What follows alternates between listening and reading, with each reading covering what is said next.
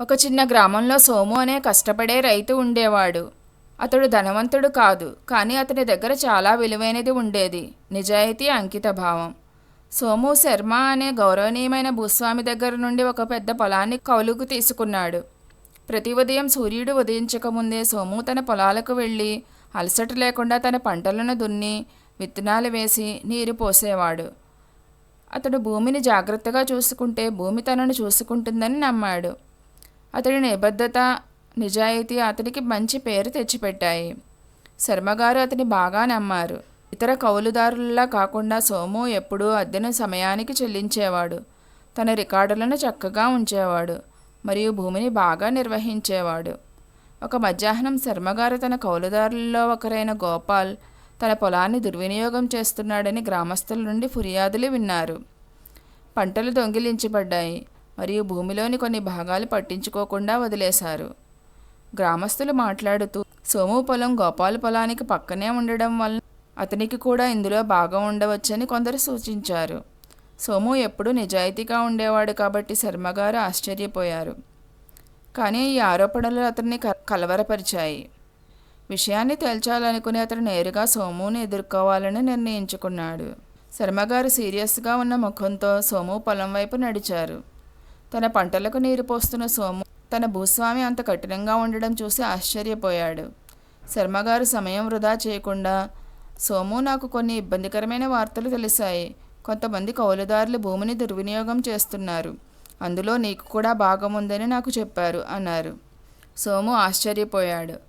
అనుమానించబడుతున్నాననే ఆలోచనతో అతని గుండె కుంగిపోయింది. కానీ కోపగించుకోకుండా అతను ప్రశాంతంగా, గౌరవంగా ఉన్నాడు. అయ్యా, ఇందులో నాకు ఎలాంటి సంబంధం లేదని నేను మీకు హామీ ఇస్తున్నాను. నా పని ఎప్పుడూ నిజాయితీగా ఉంది. నాకు చెందనిది నేను ఎప్పుడూ తీసుకోలేదు అని అతను దృఢంగా చెప్పాడు. తన నిర్దోషిత్వాన్ని నిరూపించడానికి సోము తన పొలం రికార్డులను తీశాడు. ప్రతి ఖర్చు, పంట దిగుబడి మరియు అద్దె చెల్లింపుని చూపే చక్కగా ఉంచిన పుస్తకాలు. దయచేసి చూడండి అయ్యా, నేను నాటిన ప్రతి విత్తనం, నేను సంపాదించిన ప్రతి రూపాయి ఇక్కడ నమోదు చేయబడింది. నేను ఏదైనా దొంగిలించినా లేదా దుర్వినియోగం చేసినా ఇంత జాగ్రత్తగా రికార్డులు ఉంచుతానా అన్నాడు. శర్మగారు పేజీలు తిప్పారు. సోము యొక్క ఖచ్చితమైన గమనికలను చూసి అతని ముఖం మృదువుగా మారింది. సోము నిజం చెబుతున్నాడని గ్రహించారు. ఊపిరి పీల్చుకున్న అతను ప్రతిదీ నిర్ధారించాలనుకుని పక్కనే ఉన్న పొలాన్ని కూడా తానే తనిఖీ చేయాలని నిర్ణయించుకున్నారు. వారు గోపాల్ పొలానికి చేరుకున్నప్పుడు అది నిజం స్పష్టమైంది. పంటలు అధ్వాన్నమైన స్థితిలో ఉన్నాయి. భూమి దెబ్బతింది. కొన్ని భాగాలు వదిలివేయబడ్డాయి. మరికొన్నిటిలో పంటలు లేవు. గోపాల్ నిర్లక్ష్యంగా, నిజాయితీ లేకుండా ఉన్నాడని స్పష్టంగా తెలిసింది. శర్మగారు గోపాల్ని పిలిచి అతన్ని ఎదుర్కొన్నారు. గోపాల్, నువ్వు భూమిని దుర్వినియోగం చేశావు, నా నమ్మకాన్ని వమ్ము చేశావు అని ఆయన కోపంగా అన్నారు. గోపాల్ తడబడుతూ సాకులు చెప్పడానికి ప్రయత్నించాడు. కానీ శర్మగారు నమ్మలేదు. సోము అనుమానించబడడం వలన ఇంకా బాధపడుతున్నాడని చూసిన శర్మగారు ప్రజలు ఎందుకు అతన్ని అనుమానించారో సోము అర్థం చేసుకునేలా సహాయపడడానికి పురాతన పంచతంత్ర కథ నుండి ఒక కథను పంచుకోవాలని నిర్ణయించుకున్నారు. ఒకప్పుడు ఒక చిన్న గ్రామంలో ఒక కష్టపడే రైతు ఉండేవాడు. అతడు తన పొలంలో చాలా శ్రద్ధగా, ప్రయత్నంతో పంటలు పండించేవాడు. అయితే అతని ఆనందం కొద్ది కాలమే నిలిచింది. ఎందుకంటే కొంగలు మరియు ఇతర పక్షులు అతని పొలంలోని ధాన్యాలను తినడం ప్రారంభించాయి.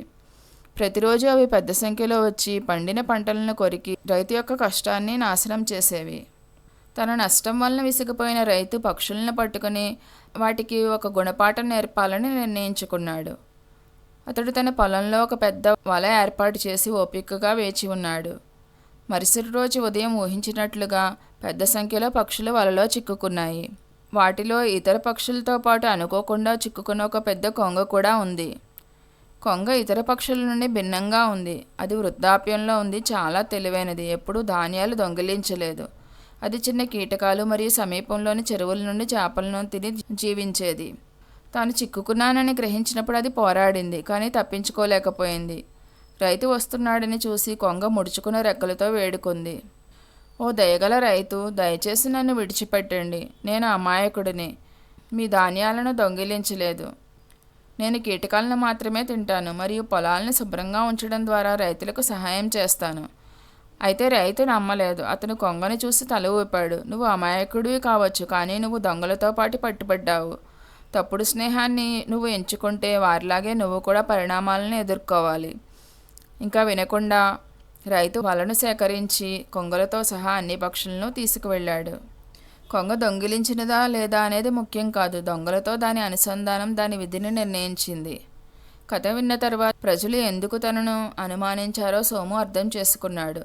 అయ్యా, నా పొలం గోపాల్ పొలానికి పక్కనే ఉండడం వల్ల నేను కూడా నిజాయితీ లేనివాడినని ప్రజలు అనుకున్నారని మీరు చెబుతున్నారా అని అతను అడిగాడు. శర్మగారు తల ఊపారు. అవును సోము, కథలోని కొంగలాగే నువ్వు ఒక చెడ్డ పరిస్థితి మధ్యలో చిక్కుకున్నావు. ప్రజలు వారు చూసేదాన్ని బట్టి నిర్ణయిస్తారు. కొన్నిసార్లు నిజాయితీపరుడు కూడా తప్పుడు స్నేహంతో చుట్టుముట్టబడితే అనుమానించబడవచ్చు.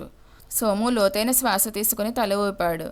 నాకు ఇప్పుడు అర్థమైంది అయ్యా, కానీ నా నిర్దోషిత్వాన్ని నిరూపించడానికి నాకు అవకాశం ఇచ్చినందుకు నేను కృతజ్ఞుడను అన్నాడు.